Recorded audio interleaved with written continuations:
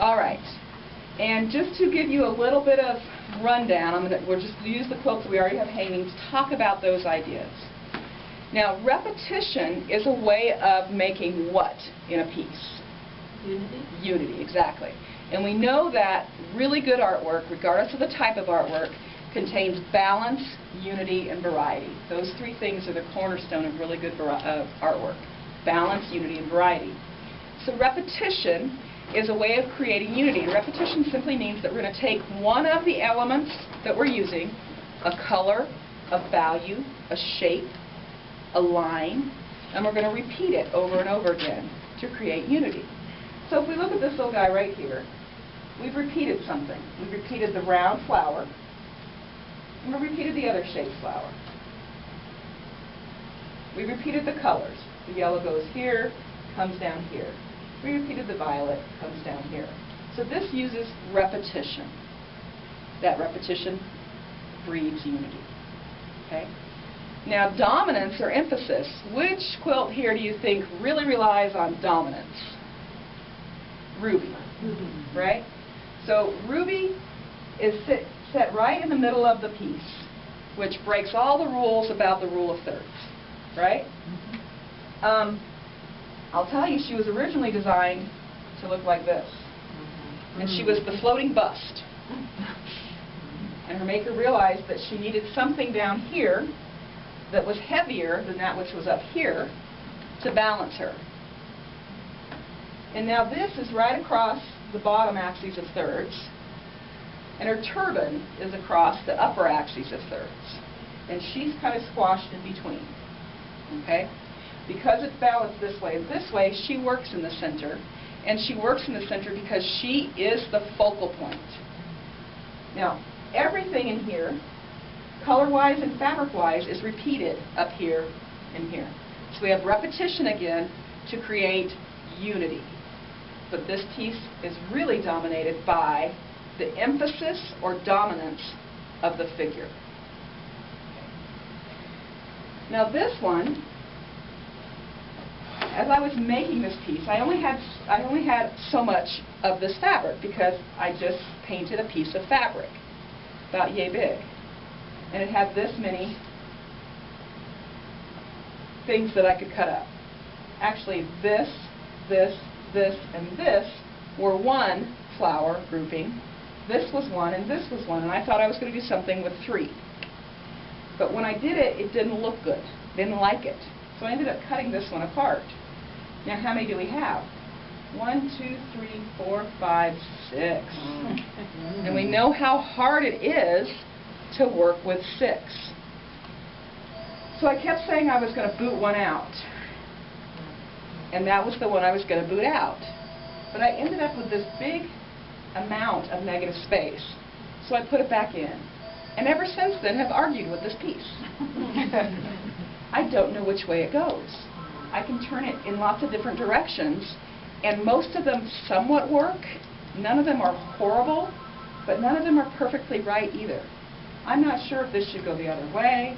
I do know that this is the biggest block, and this one balances it off nicely. Yeah. I'm certain about that. But the rest of this, I'm not even sure how well it works. Do I hate the piece? No. But it's always been slightly uncomfortable to me. Okay? So I'm going to show it to you in other directions.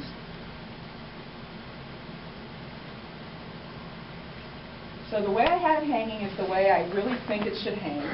I think its next best way is this way. Again, with that big block on the bottom. Yeah. Okay? I like it better. So this works too. The ways that it doesn't really work at all, but some people like it, is with the heavier block on top. But to me, there's too much upside downness. You have to get on your head. Yep. But Heather, no matter which way you turn it, the direction of those flowers moves your eye around It the does. piece. It does. So that's something that's good that's working for it. I'm not saying that it's not a successful piece. It's just not as successful as some others.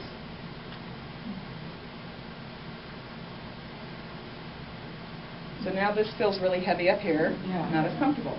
Okay. That first way you had it, I felt more comfortable. Like I said, that's the way I usually do it, and it's morally It's more because of the way the flowers are sitting. I like the way the flowers are Yeah. sitting this way better than when I turn it the opposite way.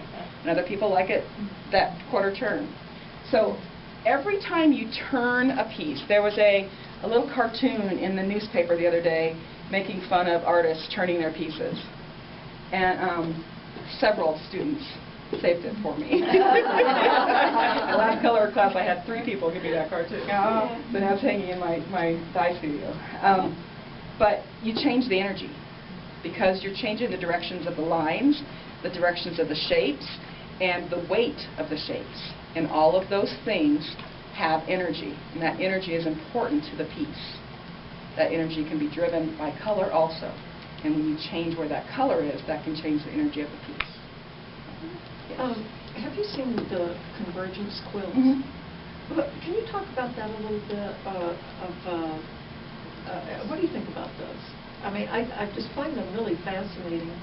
I don't find them fascinating at all. Okay. And probably because they're a mass-produced pattern that everybody does. Mm. And so I've seen so many of them.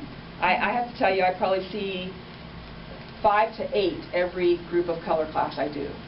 Because they're relatively easy to do. They can be done very, very well, and they can be done very, very poorly. They're designed by Ricky Timms, where normally you take 4 fat quarters, and you cut them in a certain way, and then you piece them back together in a certain way so that they weave together with each other. The best ones I like have applique added on top, so that they become sort of like a window. There's one hanging at the Golden Studio right now that uses just 2 fabrics. A black that ends up looking like a window screen, and then a very multicolored floral print. And some of the rows are thin and narrow, and some are thicker and wider. And the way you put it together, it can be, and there's different ways of putting it together too.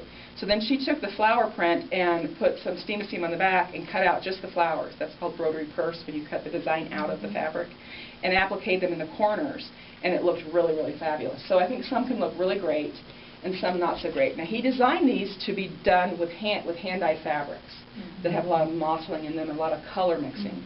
And so he would use 2 very mottled pieces and 2 not so mottled pieces and blend them all together, and they were pretty cool. But they've been overdone and overdone and done improperly, that people don't pay attention to where he's using the color so that they get an effect that actually looks good in that technique. So, and it's just a way of stacking and cutting and then resewing. And it's called Convergence, and it's by Ricky Timms. So there's a book out there on it. All right, anything else? Okay, so next month we're going to bring our direct complements, our complex complements, and we're going to pay attention to the idea of repetition, and if so desired, we're going to pay attention, we're going to be using a focal point as to where we place that focal point. Okay, so does anybody have any additional show and tell that they've missed from the I have report? mine last week. Okay, and you have one too. Or Okay. last month. So let's go ahead and show those, and then we'll be done. Barbara, you want to go first? Or you want to go first? Go ahead. Go first. And then Barbara can go after. So we're done.